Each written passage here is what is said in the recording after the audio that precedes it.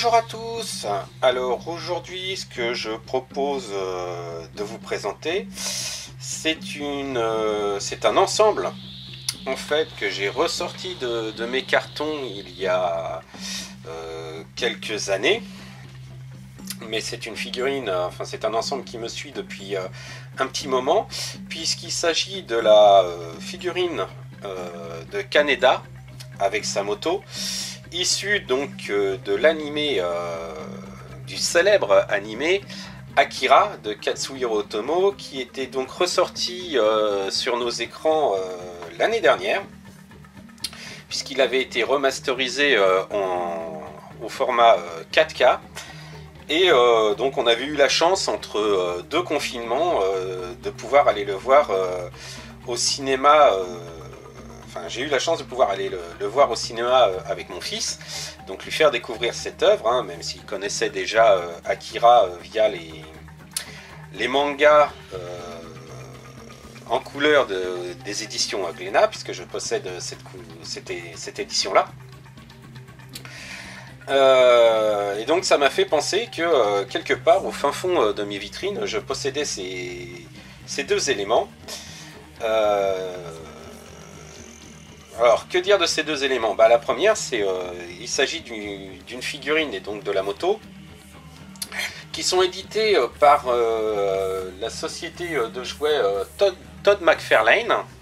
Alors Todd McFarlane, c'est avant tout un dessinateur de BD. Il est connu notamment pour avoir repris pendant quelques temps la saga Spider-Man, mais il est surtout connu pour son personnage de Spawn, donc espèce de chevalier des enfers, saga, ouais, on pourrait dire presque horrifique, hein, très glauque, mais que j'avais beaucoup aimé, même si j'ai lâché la série au bout d'un moment.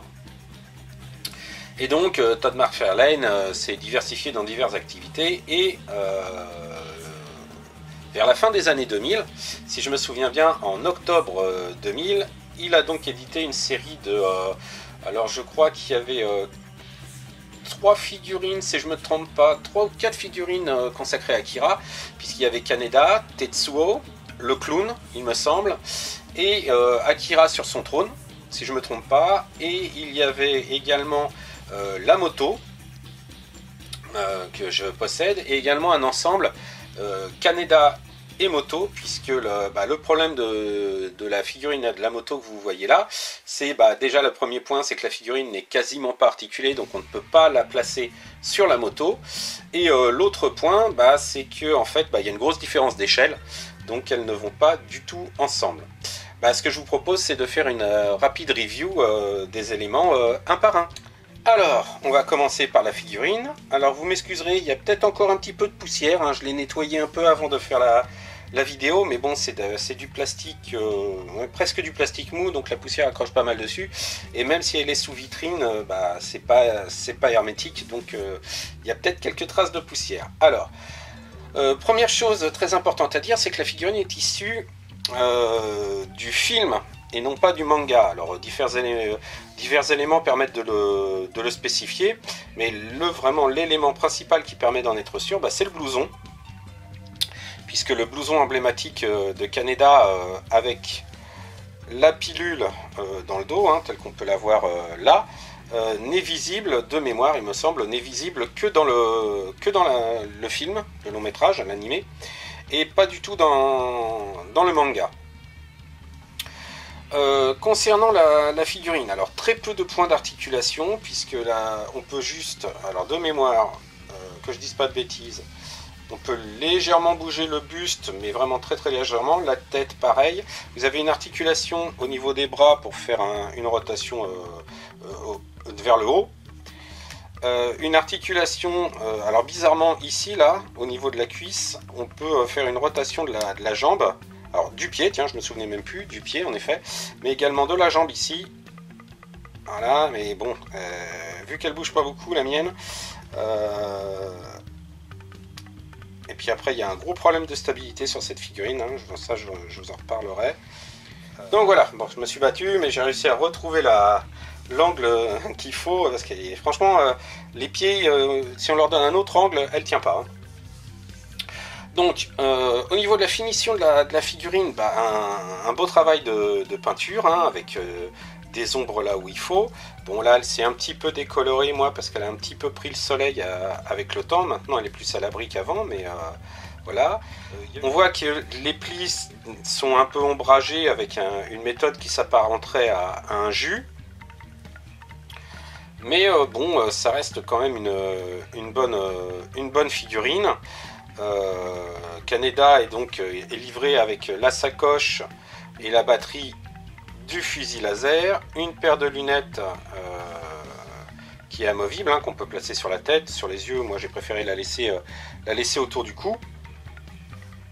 Mais il y a des tas de petits détails vachement sympas, le bouton du pantalon, les espèces de clips qui ferment le blouson, les sangles des bottes ici.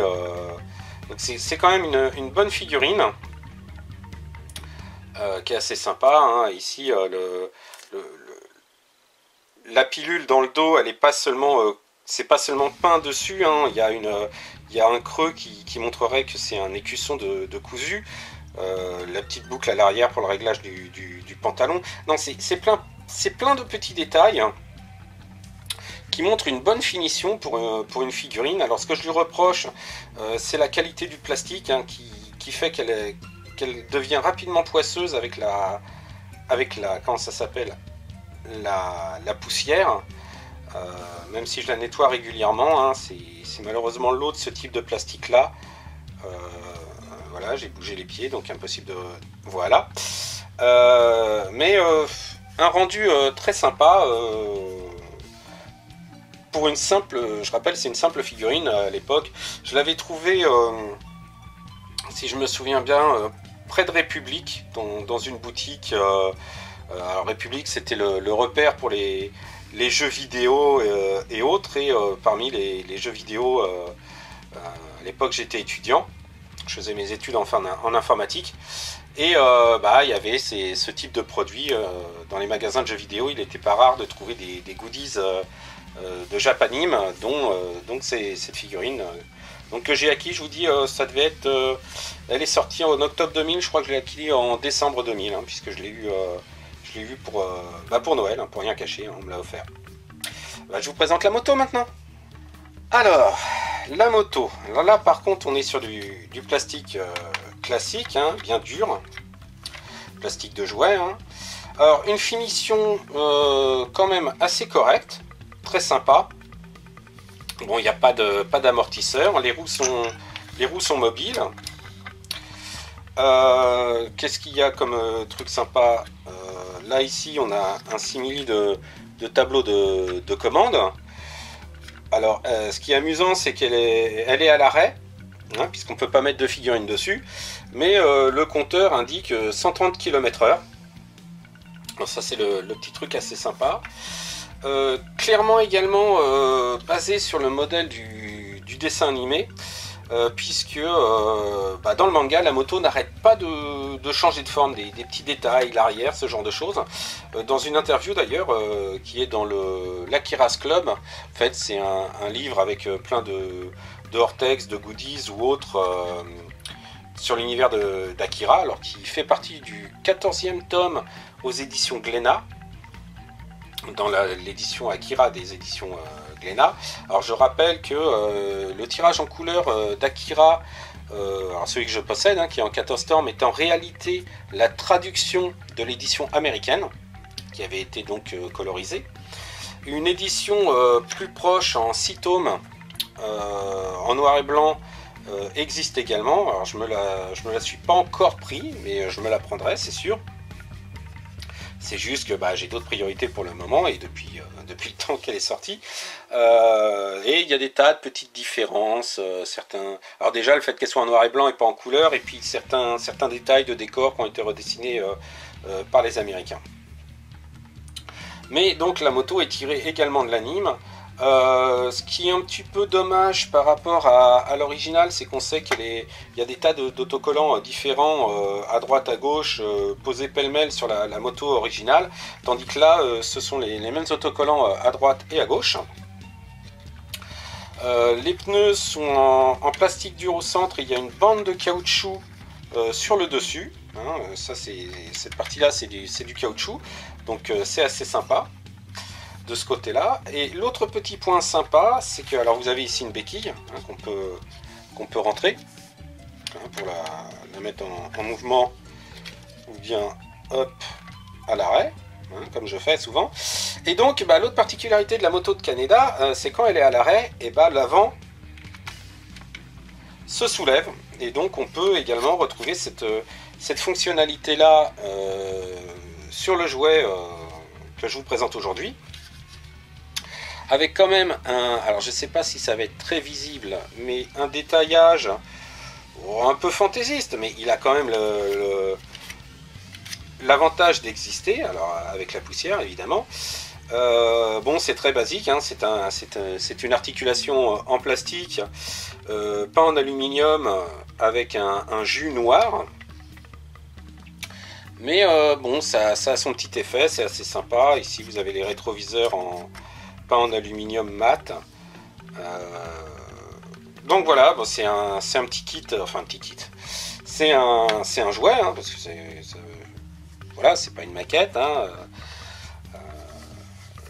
c'est pas non plus un objet de collection très prisé, mais en attendant, je la possède également. Je l'ai eu à la même période, hein, je l'ai eu en même temps que Kaneda, donc fin d'année 2000. Donc ça va faire 21 ans que je l'ai en vitrine et je m'en sépare pas. Donc oui, la verrière ici est un petit peu jaunie avec le temps, hein, mais bon. Voilà, hop, donc l'ensemble Kaneda et sa moto édité par Todd McFarlane Toys. Alors, je crois que ça s'appelait comme ça à l'époque. Alors par contre, je ne sais pas si c'est encore disponible ou trouvable. J'en ai vu sur eBay, alors soit en loose, c'est-à-dire hors du blister. Et là, on arrive à le trouver entre 20 et 30 euros. Sinon, sous blister, Might in Box, comme on dit, MIB. Là, par contre, on arrive sur des 130, 200 euros. Enfin, c'est des prix complètement délirants, qui sont même complètement déraisonnables. Je rappelle, hein, c'est pas une figurine de collection. Enfin, c'est une figurine, si ça reste une figurine de collection puisque ce n'est pas un jouet, mais en revanche c'est pas du tout quelque chose qui est numéroté, de rare ou quoi que ce soit, hein. Donc si vous la voulez, vous pouvez la trouver sur le marché de l'occasion, mais vous faites pas avoir, ça vaut pas 200 euros, hein, clairement. J'ai fait le tour de la question, hein. J'espère que cette rapide présentation d'un objet qui commence à être vintage hein, maintenant, hein, mine de rien, vous a plu. N'hésitez pas à laisser vos commentaires dans la section commentaires, comme son nom l'indique, c'est fait pour ça. Vous pouvez également, si vous le souhaitez, puisque pour ceux qui me connaissent, vous savez que je présente des maquettes que je fais, suivre mes travaux directement sur ma chaîne Sebgeek Factory. En attendant, je vous souhaite de bonnes vacances et vous dis à très bientôt. Ciao!